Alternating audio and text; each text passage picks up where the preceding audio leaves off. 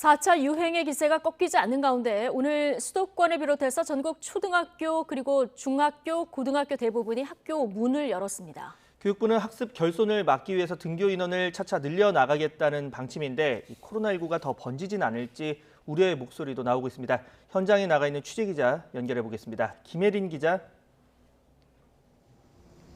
네, 서울 중랑구 원묵중학교에 나와 있습니다. 네, 학년별로 상황은 좀 다릅니다만 오늘부터 중고등학교 상당수가 개학을 했습니다. 자, 분위기 어땠습니까? 네, 오늘 이곳 학교에서는 1학년 학생 300여 명이 등교했습니다. 학생들도 선생님들도 간만에 등교에 설레는 표정이었는데요. 점심시간 학교 곳곳은 왁자지껄한 웃음소리로 생기가 넘쳐났습니다. 학교는 등교를 앞두고 소독을 마쳤습니다. 수업 중에도 방역 인력이 학교 곳곳을 돌며 소독과 청소를 하고 있는데요. 열 감지 화상 온도계를 입구에 설치하고 손 소독제를 곳곳에 비치하는 등 코로나19 차단에 전력을 다하는 모습이었습니다. 오늘 이곳 학교를 비롯해 전국 유치원, 초중고등학교 2만여 곳 가운데 20%인 4천여 곳이 개학했습니다. 대부분 학교에서 등교가 이루어져 오늘 28만 명이 대면 수업을 받은 것으로 집계됐는데요. 이처럼 교육부는 2학기부터 대면 수업을 추진하겠다고 밝혔습니다. 먼저 거리두기 4단계가 적용된 수도권 중학교는 3분의 1이 등교합니다. 고등학교는 1, 2학년 학생이 반씩 등교하는데 3학년은 백신을 접종해 밀집도 조치에서 제외됐습니다. 거리두기 3단계 지역 중학교에서는 3분의 2가 등교할 수 있고 고등학교 1학년에서 2학년은 전면 등교까지 가능합니다. 다음 주에는 초등학교 대부분이 개학하는데요.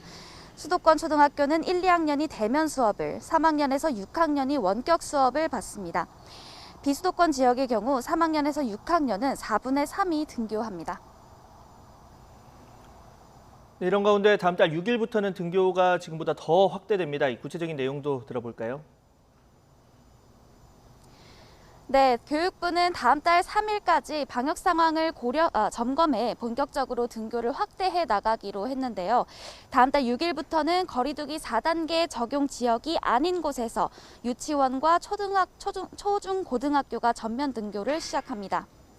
거리두기 4단계 지역에서는 초등학교 1, 2학년 전부와 3학년에서 6학년 학생의 절반 이하가 등교 수업을 받습니다.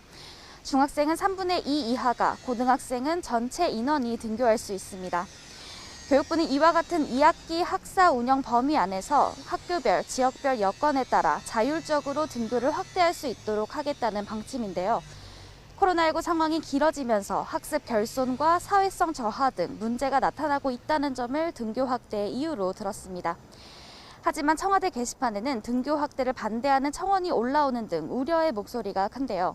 최근 한 주 동안 전국 유치원, 초중고 학생 가운데 하루 평균 125.7명이 코로나19에 감염된 것으로 집계되면서 학교 현장에 더욱 촘촘한 방역 대책과 지원이 필요하다는 지적도 나옵니다. 지금까지 서울 중랑구 원묵중학교에서 YTN 김혜린입니다.